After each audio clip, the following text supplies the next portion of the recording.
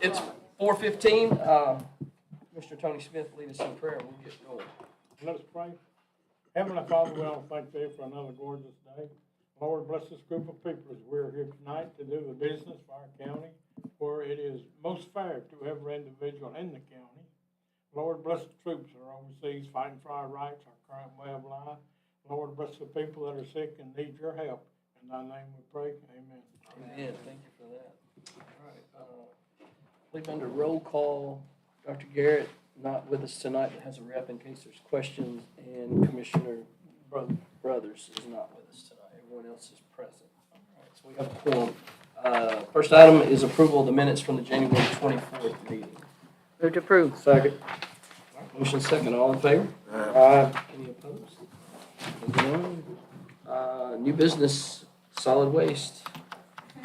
Our sale of our surplus items went very well, and I think we still have a few cans to be picked up.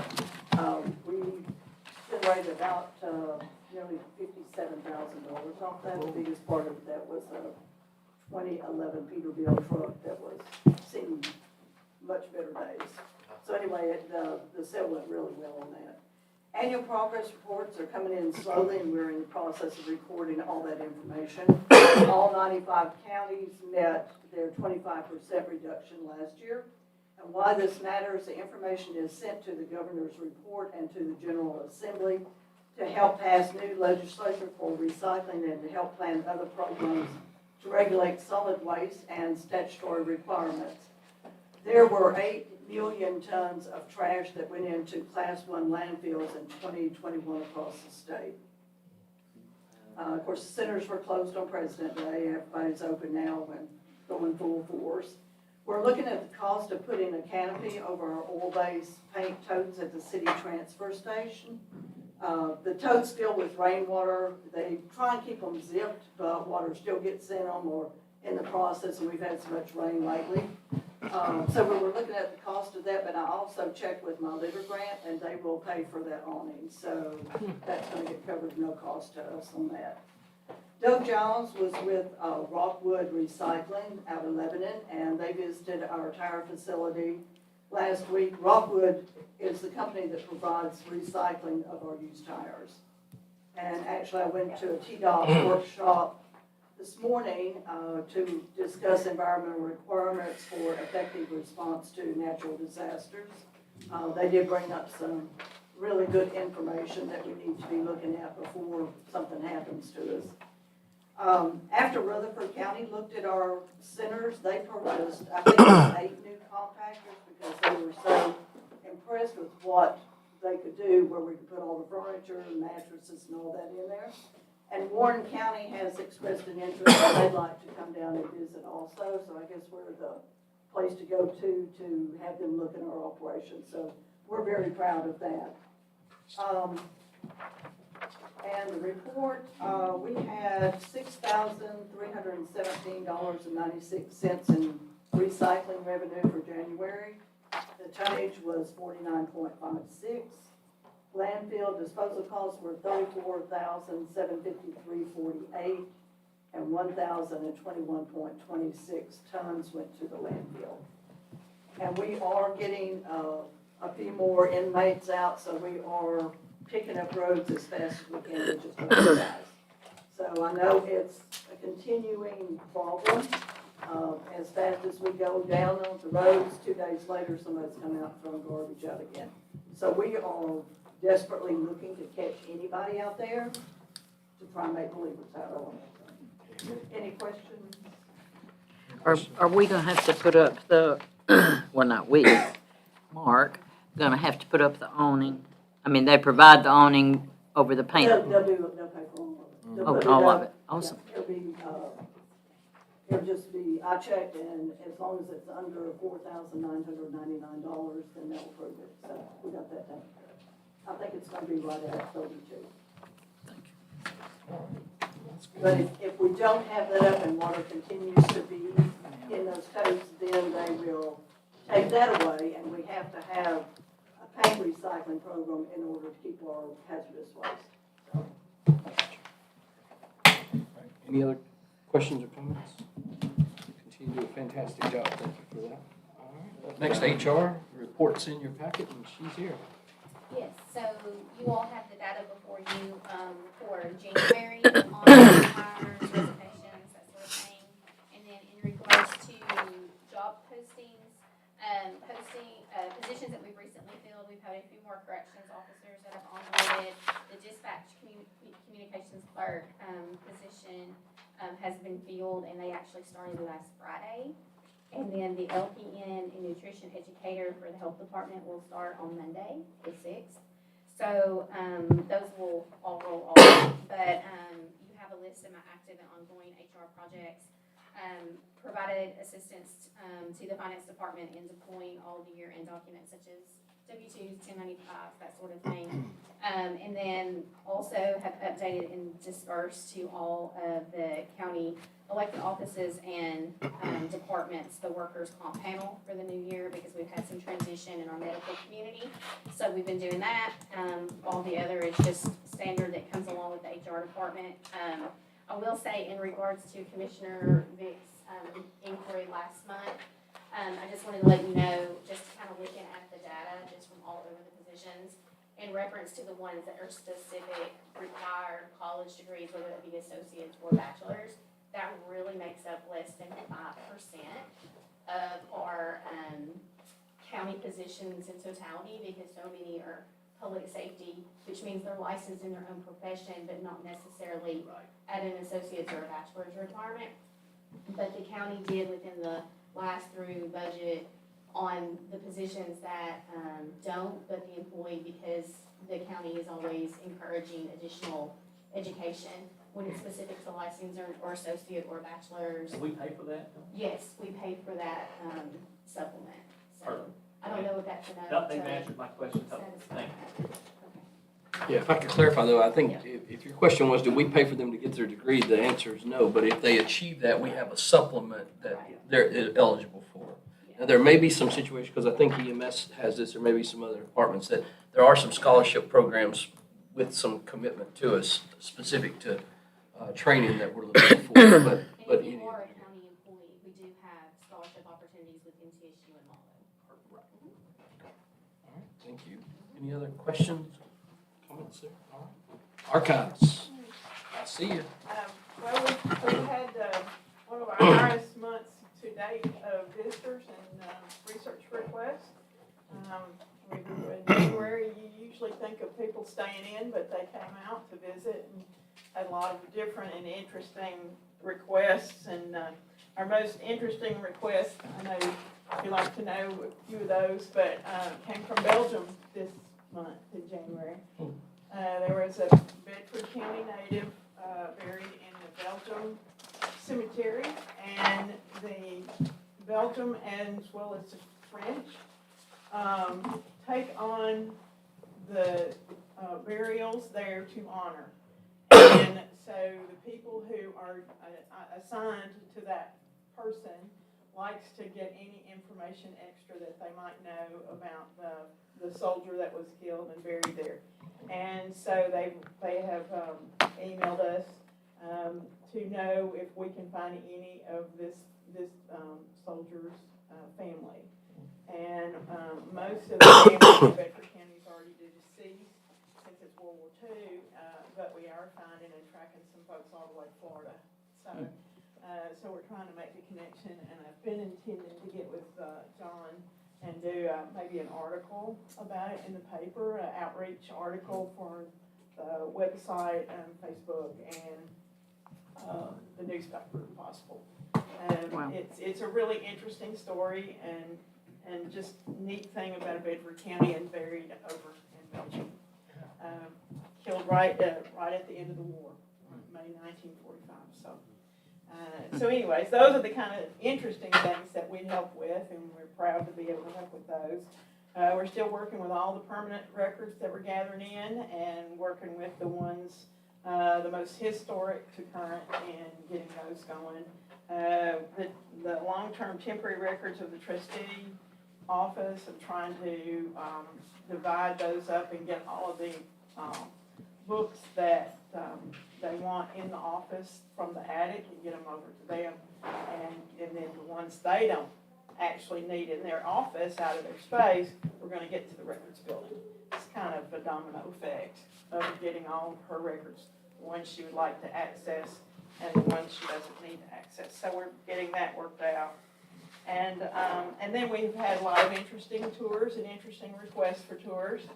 We've had the Third Garden Club.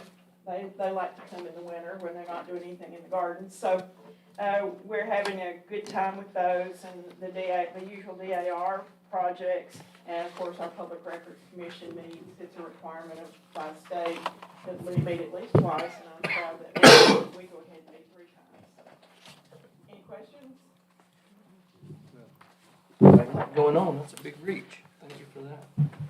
All right, architects, Dr. Garrett's not here, of course, they had their groundbreaking, we're excited about that, they're well on their way, and, so, unless somebody has a specific question or comment. Community wing. Community wing is, yeah, ongoing, It's- I'm not it's aware going- that going. there's. On track, yeah. Yeah, the last conversation I was having, everything was progressing accordingly. And it'll be ready when, Tim? This fall, hopefully this fall. And that's gonna almost double the capacity, is that right? It'll get close to it. I mean, give the capability to at least another 400 students. Okay. Get us out of portable jeopardy. Yes, sir. Amen and amen. Roger that. All right, any other comments or thoughts about architects? All right, I didn't hear any. We're gonna move on to monthly reports. Okay, you have your monthly financial. There's not really anything unusual to report. If you look at page 1, I'll just point this out. Our percent of revenue that we've collected is 58%. And on page 3, we have expended 53% of our budget. So it's pretty much balanced. And that's typically what's going on. And if you go to the next set, which is the analysis of property tax collections, we have collected $3.5 million more than the same time last year. We are down 78,000 less. We're 78,000 less than the same time last year on prior year collections. And clerk and master collections, we have almost 12,000 more than the same time last year. And sales tax is 895,000 more than the same time last year. The last page is Mark's budget, which is a mineral severance tax. We're 7,500 less than the same time last year on that one. And that depends on how much gravel is hauled and sold, and it can vary. Any questions about that so far? Okay, the next area is juvenile detention. We're projecting a loss of $252,000 for the remainder of the year. In traffic school, we're projecting a profit of $71,000 for the rest of the year. And the last section is the expenditures analysis, and the average is 58% at the moment. And you will see anything in red is above the average, and there will be budget amendments for some of these because they go over 100%. And we normally wait until like March to do that.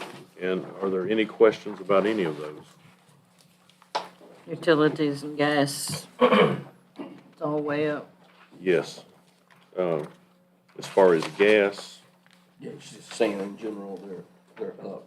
Just in general, Right. it's almost all red.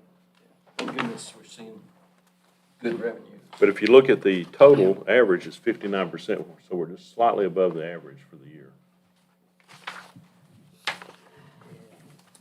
We're just getting through better, so. That's the big deal. Comments or thoughts about that? All right, then we'll move on here to our other reports, which is EMS, they're in the room. So, we got done with our AEMP class, last week, I believe, or week before last, and we had a 100% pass rate on our student testing with the state. That's really good. We've had 3 already taken the written test, and they've passed. We have 5 to go. So we're doing really good on that. Those employees are already licensed and working. Chris and I attended our EMS conference for the state last week in Gothenburg. See all the new friends. We also have a new training captain that will be starting on March 6th. So we can start our new test up, our classes up, and get that going again. Currently, we have an open medic slot, open AMT slot, and if anybody has any questions on the actual report, I'll be glad to answer them. you have questions for Ted? I was up in Gatlinburg at that conference for a few minutes myself, and one of the things we're talking about today is, of course, this still continues to be a major problem across the state with staffing, because it's more of not a lot of new folks or enough new folks coming into the system. There's been some unique concepts to try to shuffle people around.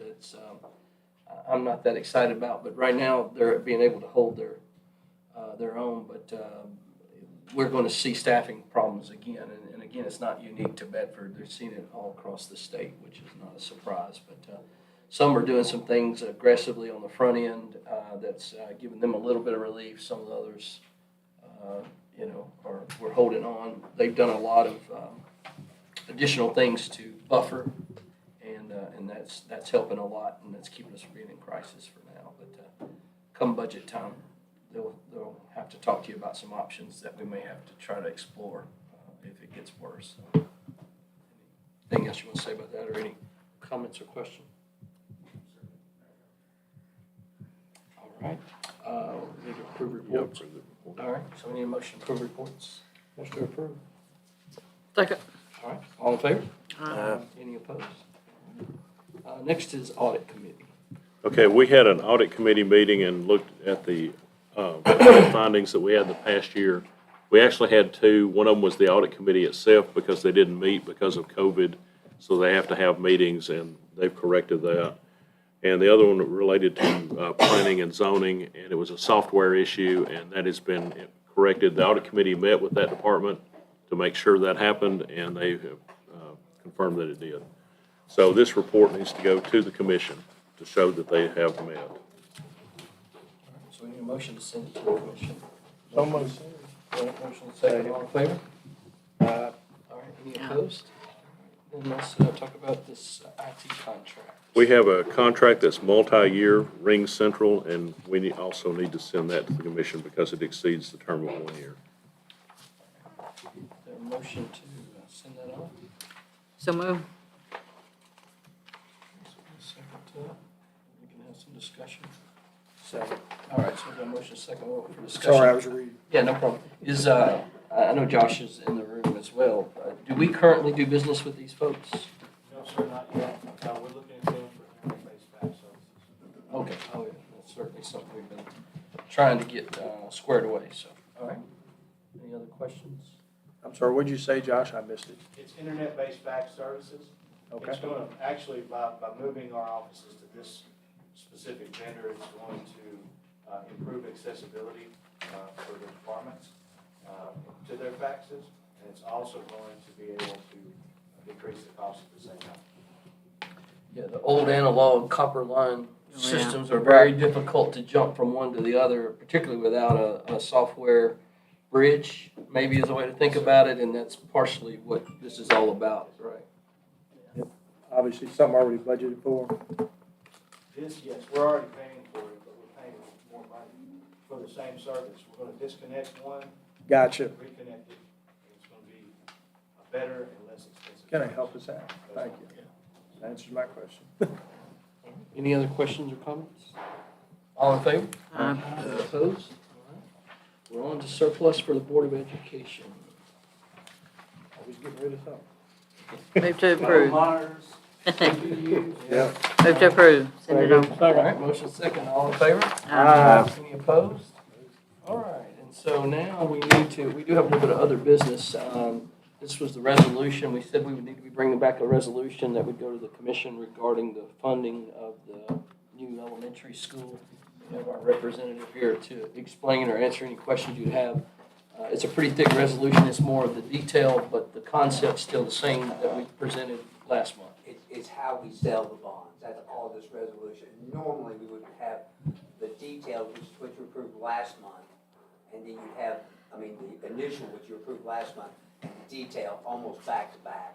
But because we were still trying to contemplate the best way to approach this for the county, we did not know exactly what we were going to do at that time. This now contemplates all that. It sets it all up in a resolution. That'll be up for you all to approve. Nothing else needs to be done other than that. So this is technical jargon.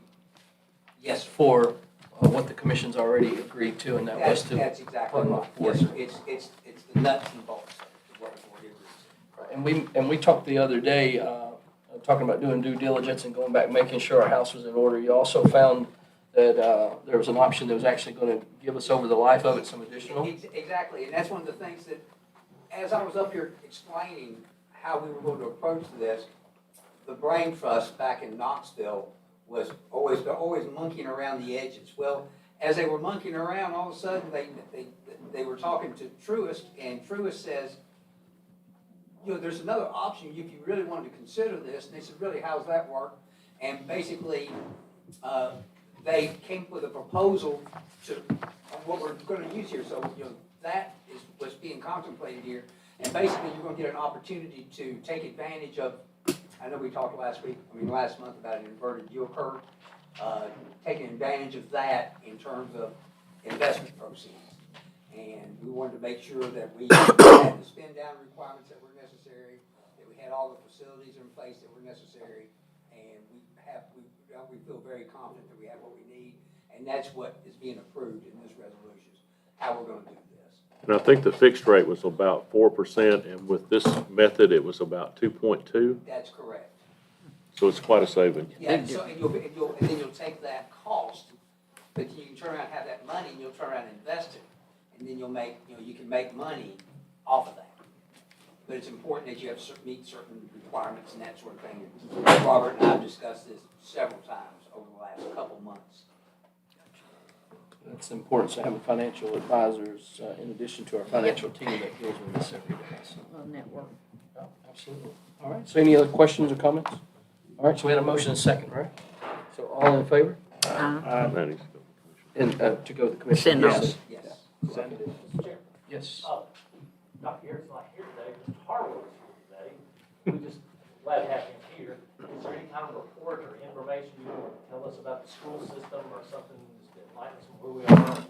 Some information there. Dr. Garrett gave me some homework, so if I don't share this, then.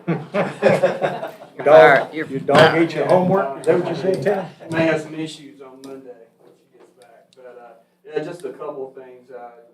Mayor Graham's already mentioned it, but I want to thank everyone that came out for our groundbreaking a week ago. I know many of you in the room were here for that. It was a great, beautiful day.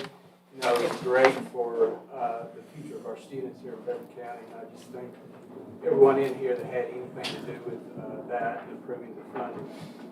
She also wanted to share just, we're already preparing for summer school this summer, 2023. That's funded primarily by a grant that we get from the state and also some ESSER money, which is federal money. Last year we served over 1,000 students during that 4.5 week span. We expect that number to be more this year due to the third grade retention law. I don't know if you're aware of that, but that law does go into effect this year. Whereas if a student does not score proficient or above on their end of the year test, that could be retained in the third grade. There are some options for students not to have to repeat third grade, and that's one, to attend summer school. That's one of the options for those students that start progressing. For those students that were below expectations, they don't have an option. If they don't attend summer school and get high dose tutoring their fourth grade year, then they will be retained in third grade. So that whole element we expect is going to increase our numbers in summer school this year. Last year we had 120 teachers that made it run last year, and we expect that we will need more this year. Also, Dr. Garrett just wanted to once again express the need for additional SROs in our county. We would request 9. We have 7 schools currently that do not have SROs, and we would like to have an additional 2 additional, one that possibly could float when an SRO is out of the building. I've been principal. Fortunately, I've been principal of 4 schools, and 3 of those 4 schools I've had SROs, and 1 I did not. And when an SRO was out, that's an extra layer of protection that we don't have. And in this day and time, some of the things that our principals and our teachers and our students see on any day in the school, having an SRO in the building protects our students, to give that extra layer of security would help. Also, we're dealing, I think you can see it in the news, we're dealing more and more with mental health issues, not only with our students and the behaviors that manifest out of that, but also our parents. Once again, I've told you, I've been a principal of some small schools and also some large schools, but regardless of where I've been a principal at, it's troubling some of the behavior that we're seeing, out of our parents and some of the things that they threaten to do, and also some of the behavior out of our students. We see behaviors now that we typically didn't see until maybe middle school or high school. We're seeing that in elementary school. One of those is vaping. You wouldn't believe the number of elementary students that we've had to address this year just for vaping in the bathroom. So that's a concern. We feel with law presence in the building, it sends a couple of messages. One, to our parents, that we take our students' security seriously, and also I think it sends a message to the community. We want our students to view law enforcement in a good way. And unfortunately, our media sometimes attacks our police officers and how they're viewed. I think this is a great way to show our youth that law enforcement's on our side and they're here to help and support us. I have a question. So Tim, is it 10 SROs with the floater, or? No, it'd be 9 with the float. With the, Yes, that includes it? You're talking about 9 additional, in addition to the current Yes, staff. currently, yes, Mayor Graham, we have 7 schools that do not have an SRO, and then an additional 2. One would be a floater, another, we could discuss, if granted, what we could do with that. Mr. Chairman. Yes, sir. Back when we were discussing SRO several months ago, I did a little research into it. And if I remember correctly, we're looking at $126,000 per SRO for the first year. Now, $126,000 at 9, I ain't got my calculator, but I got my old one up here. Let's see. 10 million. We're looking at $1,134,000 for 9 for the first year to get them in place and going.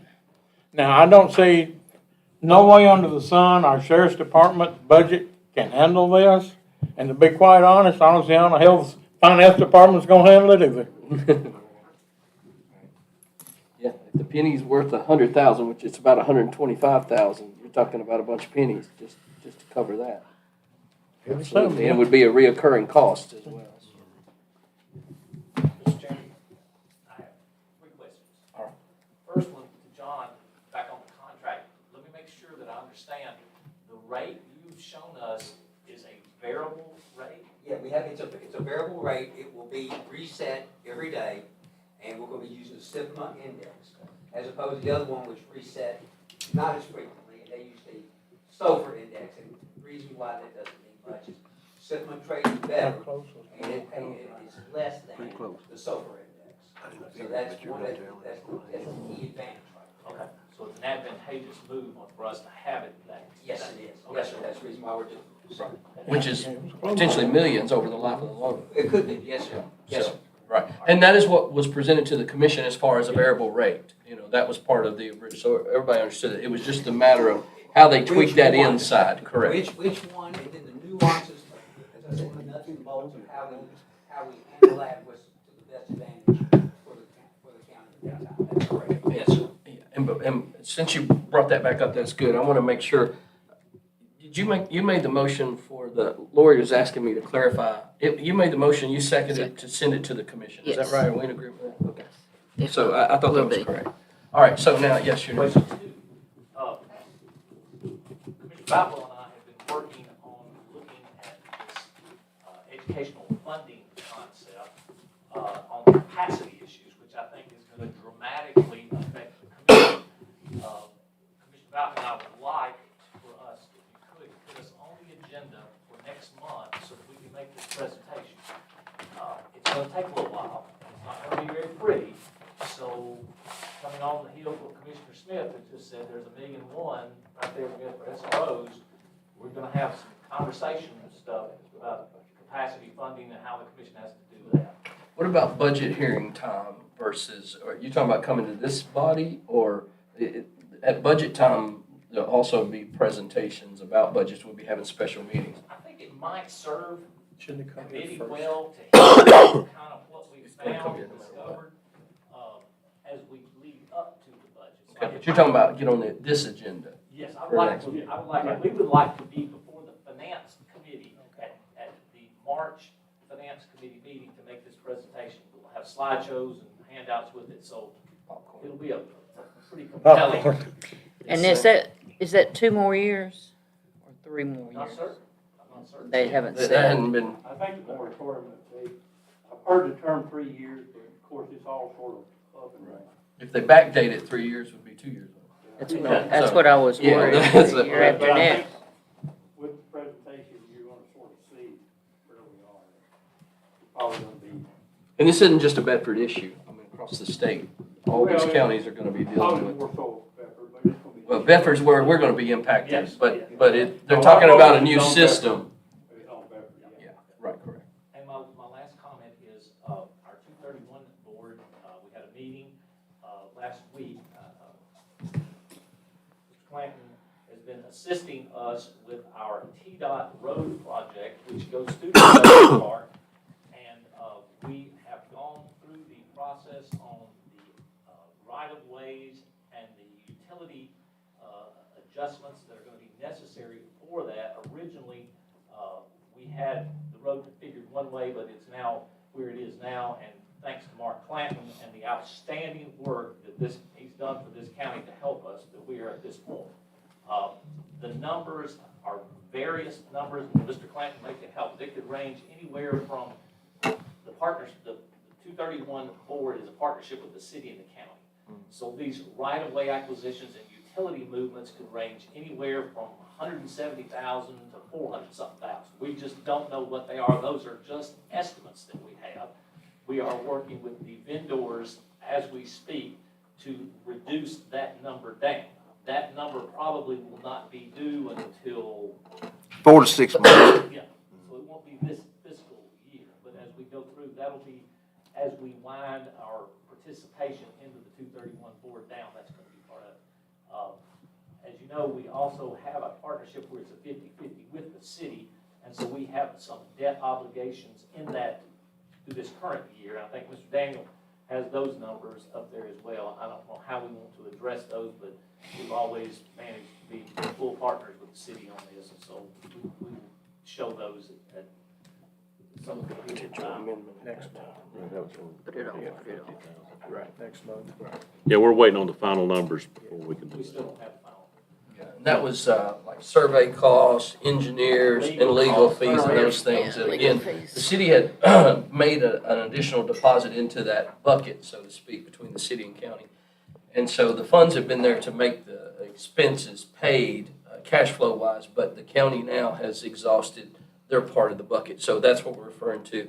But when it referred to the road and acquisition of right-of-way and stuff, those would be additional expenses for both the city and the county that have not been on the table basically before now, till We this didn't- final we road, didn't right, know. till the final road design was laid out and agreed to. Yes. Is that a fair statement? That's a fair. Yeah, so so this is just putting everybody on notice so that you understand that there are some things lurking out there. We're keeping up with it and watching to see what those numbers are, but we don't have them yet. Mr. Harwell, do y'all have your final TISA numbers yet, or is that a variable? We're in the ballpark. They give you basically a formula which you can get in the ballpark, and so we have some workable numbers. Final numbers, not yet. They Roughly, I typically know do that about every month. They'll It update it. changes? Okay. I know it was like 11 million in the beginning, Now, a little it's less than that different now. days. Yeah, all of it is more student generated. And Right, right. There were numbers in particular with our economically disadvantaged Right. that were projected higher at first, but when the numbers started coming in, they were lower. That formula drops And in, as a result, yes, sir, that number did go down. 9 or 10? I mean, we're looking at probably 9 Okay, right now. that's all. Yeah, Thank you. 9.5 additional, Okay. compared to what we were. Okay, thank you. And that formula has the potential to allow for some expenditure to go toward SROs too, right?